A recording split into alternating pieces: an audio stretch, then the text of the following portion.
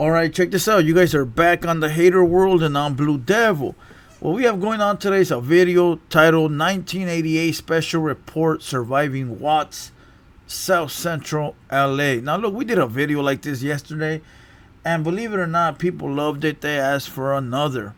Now this is not the same one as yesterday. This is totally independent and different from what we dropped, but somewhat similar. But check this out. Before we get into this video, today is Valentine's Day. So I don't know if you wish the ladies a special Valentine's Day. Usually Mother's Day you'll be like, special shout out to the mothers. But on Valentine's Day, special Valentine's Day to all the hood rats out there. Hopefully you guys can have a wonderful day today with your Sancho. Right? With that being said, we go live tonight at 8 p.m. So pull up.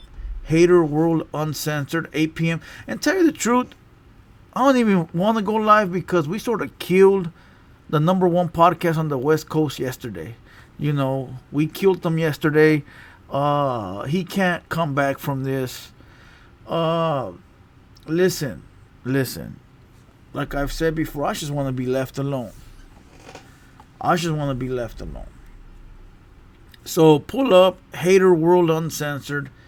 8 p.m. we gonna go live. Other than that, we gonna watch this video. And as you can see, them beautiful roses. Let me give you guys a better angle. I built those motherfuckers myself, handcrafted by Blue Devil.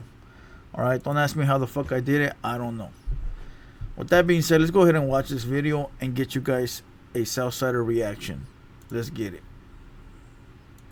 High school diploma and hard work meant a ticket out of the ghetto. Today, that's next to impossible. They are unable to keep up in a world that is rapidly changing, one requiring high levels of education and highly skilled workers. And because they've been unable to adapt, it's getting even more difficult to get out of the ghetto. The world is passing many of them by. Damn. Their numbers tripled in the 1970s alone. At last count, there were 2.5 million people nationwide. Using 1980 census data, the Urban Institute measured the underclass. They looked for neighborhoods with an overpopulation of welfare dependents, high school dropouts, female-headed households, and jobless males. Wait, hold on. That's fucking dirtbag-ish. Female-headed household. Damn, women ain't shit. Today on Valentine's Day, wow. All you ladies out there, where you at? The females that lead the household or the underclass.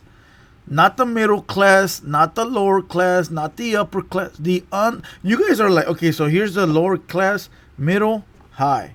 You motherfuckers are down here. So all the ladies that run their household are way down. Now you know why the man is in charge. And jobless males. Oh, fucking dirtbags. Come on, bro. City boys were up for a minute. City boys were up until the jobless males came into play. Damn, fucking dirtbags. Get up and get a job. Word of the day. J-O-B. Job. They found 880 underclass neighborhoods nationwide, 22 in Los Angeles. 880 neighborhoods like that? Wow. That's a shitload of little subdivisions. Damn. Alone. Among them, Watts. Despite the riots 25 years ago, it is still economically depressed. But it's home for 24-year-old Tanya Fortson. A high school dropout and single mother of 3, Tanya's a third-generation welfare recipient. Man, they did her dirty, homie. They did her dirty, bro. Third-generation welfare recipient. A high school dropout and no college, no high school degree. They did, fuck. Hey, listen. The name of the game is to survive, right? That is the name of the game. But at the same time, you gotta find a way to, like, make it out the hood. And maybe not even make it out, but just make life comfortable. If you can make life comfortable, you won. See, a lot of people think that you gotta have a lot of money, you gotta do all these things and become a millionaire. In all true reality, the goal, at least the goal for me, is to make life comfortable. Where I have to get up every day and I don't have to worry about like, damn, I gotta go to work today. I gotta get in my forklift. I gotta go fucking punch in the time card with Pepe. I gotta do this. Nah, comfortability to me is getting up, scratching my balls and saying, damn, I'm gonna go sit on my little desk and just talk shit about videos I watch all day. Like, that to me is being comfortable, but not everybody can have it that way. So you just gotta make it as comfortable as you can for you. And I'll tell you, the number one secret code is find a way to try to get rid of all your bills. Once you find a way to try to get rid of all your bills, life will become easier. But that's just my advice. Do not take it. I'm not a financial advisor. Let's go. She lives in Nickerson Gardens, the largest housing project in Los Angeles, where she sees the despair daily. They feel, why should I have to work? I have a girlfriend now who's working, and she only makes, she works 7 days a week, and she only makes like $630 a month. Okay, and I make more than her just sitting on my behind waiting on the mailman. Wow. Tanya, and many like her. Wow. I'm gonna just let this play, dog, because this video is gonna be this video is gonna be filled with wows. Fucking wow. Let's go. Have fallen into a trap, victims of a program originally designed as a safety net. But the net is slowly pulling them under. Faced with little more than the prospect of low-wage jobs, most stay on welfare. And low-wage, dead-end jobs mean the young men of the underclass resort to an underground economy of selling drugs, seen as the only way out. When people are poor, there's no question but that a larger percentage of those people are going to get involved in crime. And this lifestyle has severe consequences. Many young black men are being killed in gang warfare. Those who avoid getting shot end up in jail. Today, 1 in 4 young black men are either in jail or... It's crazy to think that most of these people that are in this video, bro, are either dead or old or just tucked away somewhere. At one point they were out here living their best life. And we are too. Listen, I don't know why, but I think that vase looks so lit right there. I'm gonna buy one just to keep in here because that shit just gives it pizzazz. I make my little baby blue one look like shit. Hold on, we gotta hit the view on that motherfucker again. Look at the little baby blue one. The little baby blue one looks like shit. Damn, that's because I bought that at the store. I made this motherfucker, that's why. Listen,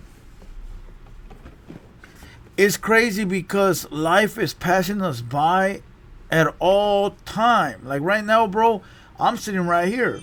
Who knows where the fuck I'll be at in 5 years? I could be gone. I could be here. Who knows? The same thing goes with you. Some of us don't ever stop. Some of us continue to move so much to the point where before it's too late, you start paying attention, and time has passed you up, my boy. So, make sure you take that quick moment to stop and just look around, and realize, like, damn, what's going on that I can either prolong or let go of. You feel me? But let's go. Or under court supervision. Many expect to go to jail, according to Leon Watkins, who runs a South Central LA crisis hotline. I've heard some of the guys say it's not like if you go to jail, it's when you go to jail is what's out there on the street. And that in and of itself is something different than what it used to be a few years ago. Fred Owens and James Weaver may be the next generation of underclass. Both are 16, and both have been in trouble for gang activity. With no father in the home, Fred wanted to help his mother financially, so he began making over $1,500 a week selling drugs.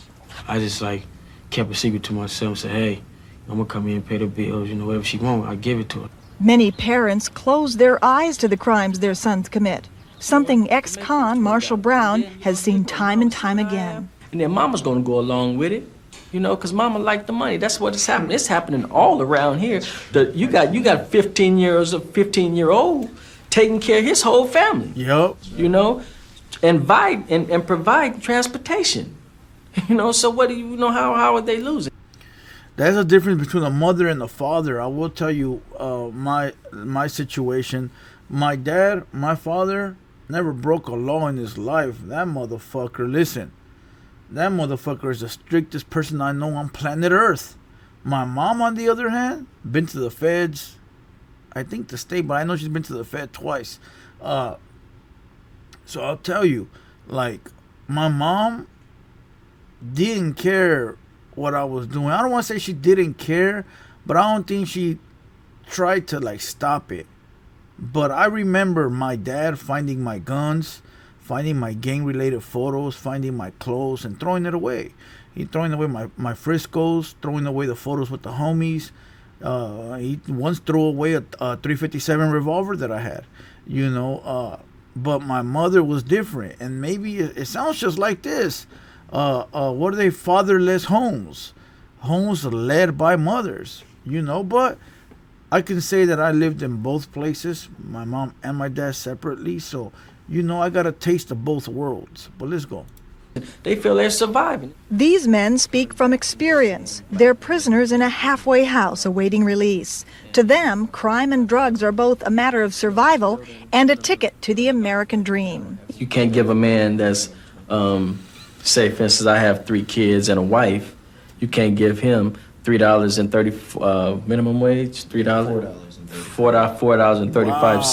So it results back to dope, you know, where they can make money.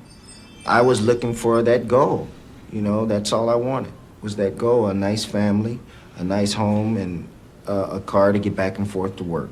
In other words, I want to ride the boat like everybody else. But along the way, people are being terrorized. Every week, this group meets to help residents cope. Some have lost sons in this urban battleground. Mrs. LaFleur's son. Hey, ain't it wild how everybody from the old days, like the 80s and the... Bro, I look at pictures from my family in the 70s, and they look younger now. I'll be like, God damn, what's up with all that hair, homie? Like, big old froze. You know, like, they just look old as... Bro, I have photos of like, my family when they're, like, 18, 19. They look shot the fuck out. You look at photos right now, they look young as fuck. Was killed during an argument sparked by a minor car accident. When the police came to the house, it was about 3 o'clock, and they told me about it, and I couldn't believe it because it just was a real shock. I couldn't believe it. He's always in my mind, day and night. We were very close. When sun go down, I stay home. Early in the morning, I stay home. And it's very dangerous in my neighborhood. Because you see little kids, little teenagers, 8, 9, 10 years old, pushing drugs. Grandma's gone, homie. Rest in peace. Grandma is gone. She's on to the afterlife. And I'm afraid to go out of my house at night. Oh, you didn't put this in. And you didn't put this in. Some parents have spirited their children out of the neighborhood altogether. That's the case with Beverly Williams and family. Now it's daughter Robin's turn, who today joins the military. And there are a lot of young ladies watching. And if you'll go and show them that you can do it, they'll know it and they'll change too. Thank you. Oh, Mommy. You're real special. You're really special. It'll make me cry. Two of Beverly's other children are in the... That's fire, though, for the girl to go to the military, bro. Listen, a lot of people are against the military, but when you ain't got no other option, right? When work ain't gonna work because it's not enough, when you ain't got a skill, a trade, and you live in the hood, hey, sometimes that's your best option, bro. You know, go to the military and listen, learn a trade and somehow have some backing to when you come home, you can put that to use. So, you know. Job Corps, Northern California, and a stepson has left gang life altogether to live and work in South Pasadena. They're a model family that has avoided the trappings of an underclass. But there are less drastic solutions than getting kids out. One is a mandatory approach called GAIN, and it requires all welfare recipients, except those with children under 6, to get jobs. If you have no skills, you're trained. Childcare, health benefits, and transportation are also provided. We're going to keep appointments, right? We're going to take control of our lives. Give yourselves a big round of applause. A second approach is voluntary and emphasizes individual motivation and job readiness. Project Build is the brainchild of Assemblywoman Maxine Waters, a former welfare child herself. Her program comes directly to the people in the projects. Maxine Waters, is that old lady? Let me go Google that. I think that is that old lady.